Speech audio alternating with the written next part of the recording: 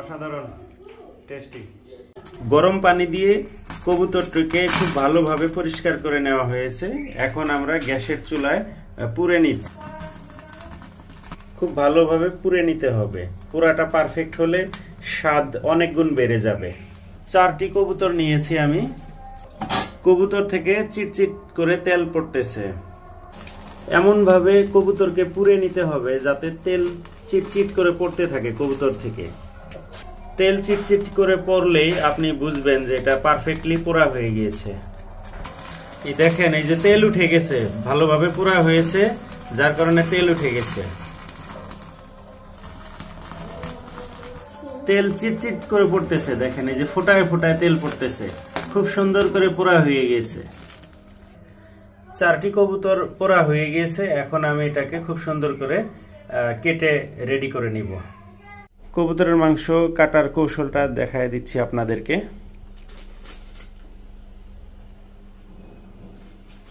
এভাবে cute cute করে কাটতে হবে।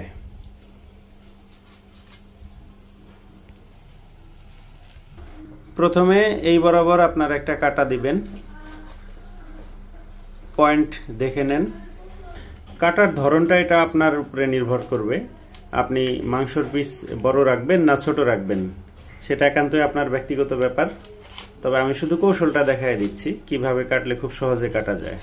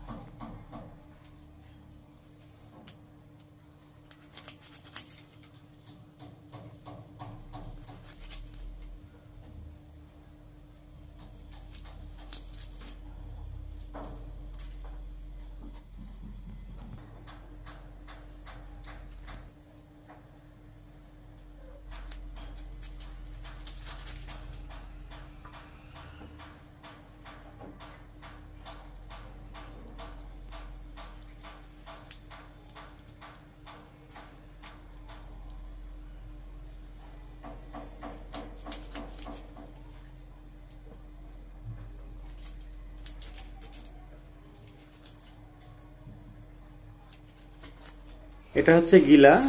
খুব সুন্দর করে কিউট করে পরিষ্কার করে নিব। ময়লাটা কিন্তু পর্দার ভিতরেই থাকবে।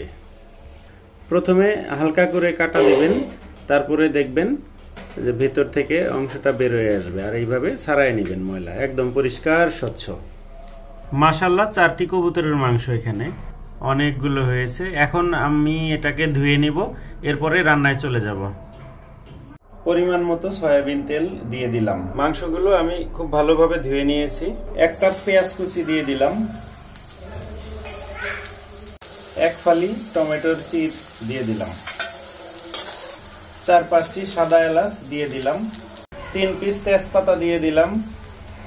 থেতো করে 2 পিস কালো এলাচ দিয়ে দিলাম। ব্রাউন কালার হয়ে গিয়েছে। লবঙ্গ দিয়ে দিলাম। গোলমরিচ দিয়ে দিলাম। দিয়ে দিলাম দারুচিনি। সামান্য পরিমাণ পানি দিয়ে দিলাম। দিয়ে দিলাম স্বাদ মতো লবণ। আদা রসুন বাটা দিয়ে দিলাম। দিয়ে দিলাম জিরা বাটা। 1/2 চা চামচ মরিচ বাটা দিয়ে দিলাম। মরিচ বাটার পানিগুলো দিয়ে দিলাম। হলুদের গুঁড়ো দিয়ে দিলাম। ধনিয়ার গুঁড়ো দিয়ে দিলাম।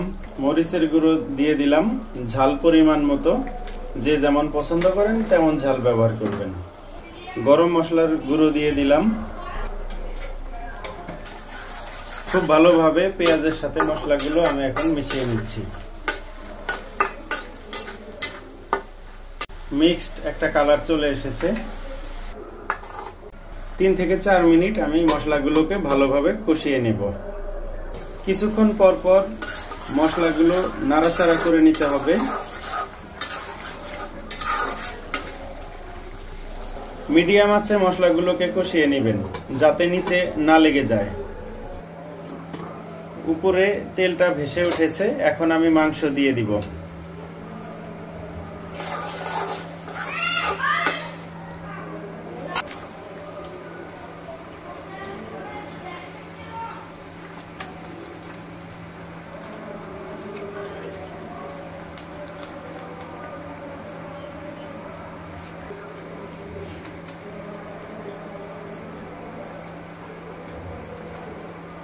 আর একটু লবণ দিয়ে দিলাম।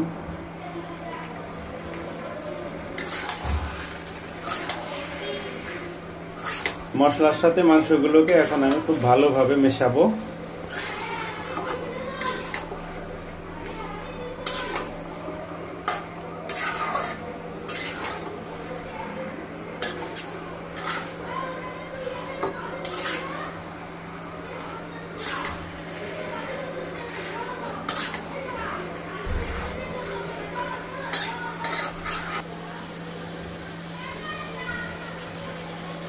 লো আছে, এখন আমি 3 মিনিট কষিয়ে নেব।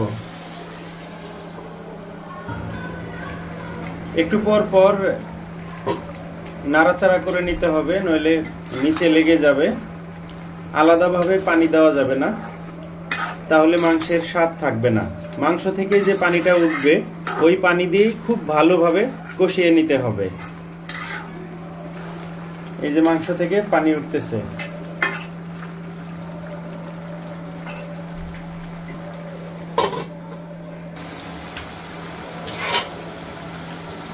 আমি কিন্তু আলাদাভাবে কোনো পানি দেই নাই, মাংস থেকেই পানিটা উঠেছে।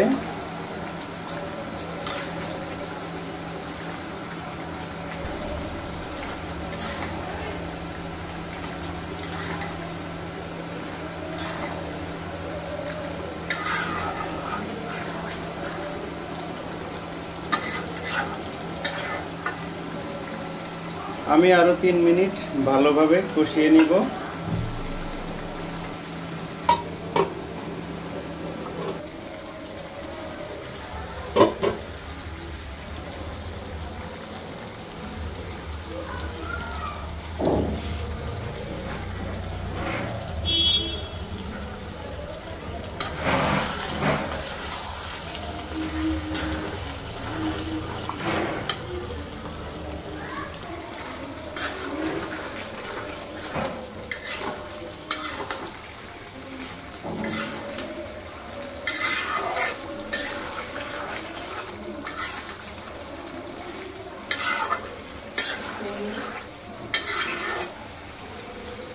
এখন আর ঢাকনা দেব না, ঢাকনা ছাড়াই কষিয়ে নেব।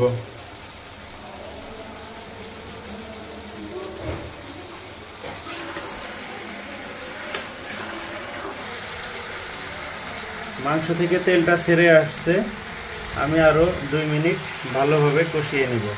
যত ভালোভাবে কষাবেন ততই মাংসের স্বাদ বেড়ে যাবে।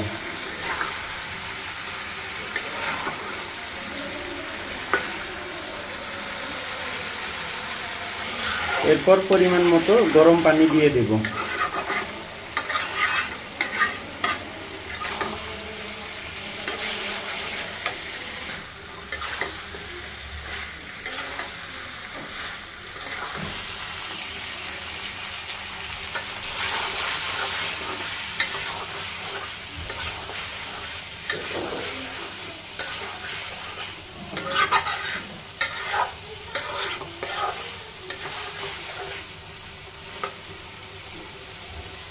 পরিমাণ মতো গরম পানি দিয়ে দিলাম।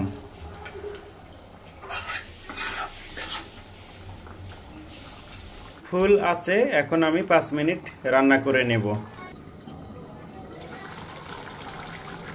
রান্না হয়ে গিয়েছে, এখন আমি জিরার গুঁড়া দিয়ে দিব। দিয়ে দিলাম ভাজা জিরের গুঁড়া।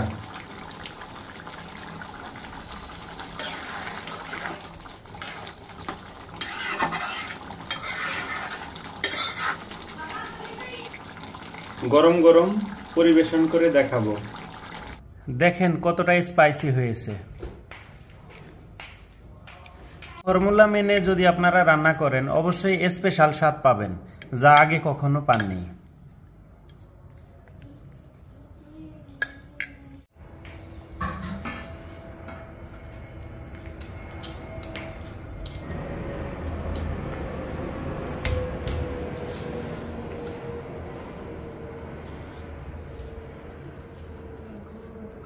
বিসমিল্লাহির রহমানির রহিম। আমি এখন কবুতরের মাংস ভুনা এবং পোলাও ভাত শুরু করলাম। আপনারাও শুরু করুন আমার সাথে।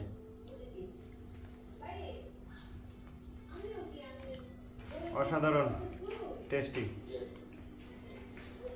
আর সহই খেতে হয়, একদম মুচমুচে।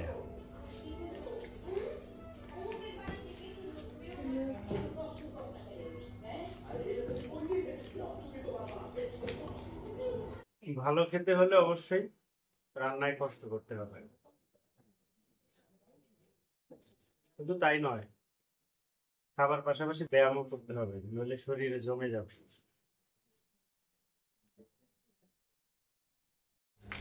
ভিডিওটি ভালো লাগলে অবশ্যই চ্যানেলটিকে সাবস্ক্রাইব করে পাশে থাকবেন, এবং আরও নিত্য নতুন রেসিপি নিয়ে আমি আবার চলে আসবো আপনাদের মাঝে। কেমন? ভালো থাকবেন। আমি খেতে খুবই পছন্দ করি কবুতরের মাংস। আপনারা এইভাবে ট্রাই করবেন, এরপর আমার কথা মনে পড়বে আপনাদের।